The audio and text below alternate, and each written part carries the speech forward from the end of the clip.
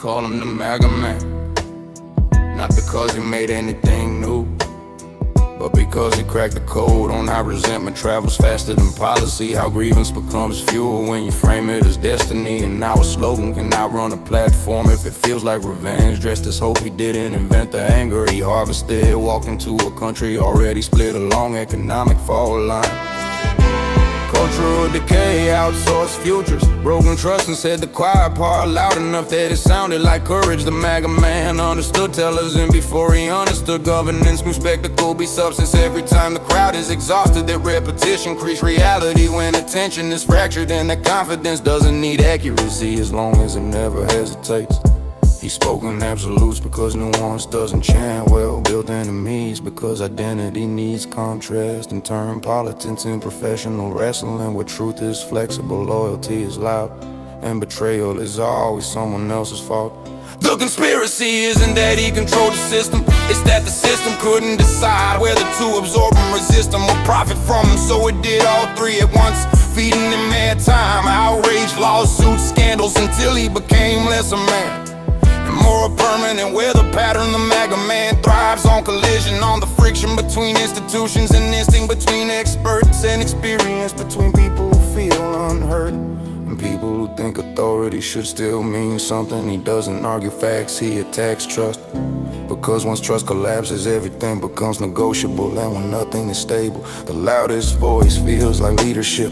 They say he's a threat, they say he's a savior, but both sides miss the deeper mechanism at work. Because he isn't the disease, he's the symptom made visible, the manifestation of a population trained to distrust complexity and reward defiance. The M.A.G.A man weaponized simplicity, reduced geopolitics to slogans, economics to blame, history to selective memory, and turned politics into a binary choice between humiliation and dominance. He learned that outrage is renewable energy, that every attack multiplies attention, that being hated by the right people is more valuable than being respected by anyone, and that chaos is a shield when accountability comes looking for structure. This isn't about red hats or rallies, it's about a myth forms around power. When institutions lose credibility, how a figure becomes a symbol large enough for millions to project themselves into.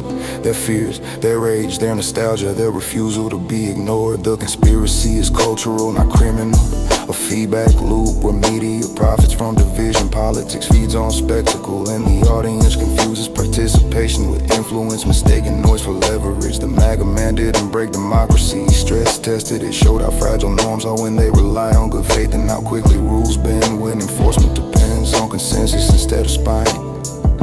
He speaks like a wrecking ball, because the room was already cracked, cause millions felt the floor tilt beneath them long before he showed up with a microphone, and because rage finally had a translator who refused to apologize for his grammar. Love him or hate him, a real danger isn't the man. It's what happens when people learn that disruption beats deliberation, that loyalty beats law, and that politics can be won without ever promising coherence. The M.A.G.A man is a mirror held up to a system that forgot how to explain itself, forgot how to listen, forgot how to repair trust without condescension, and wonder too late why someone loud, blunt, and unfiltered felt more honest than institutions built on silence. This isn't prophecy, it's pattern recognition, because figures like this don't disappear, they mutate, they return under new names, new colors, new slogans, as long as the conditions that birth them remain unresolved. The M.A.G.A man didn't arrive out of nowhere, and he won't be the last, because when systems fail to deliver dignity, someone will always show up selling defiance as destiny,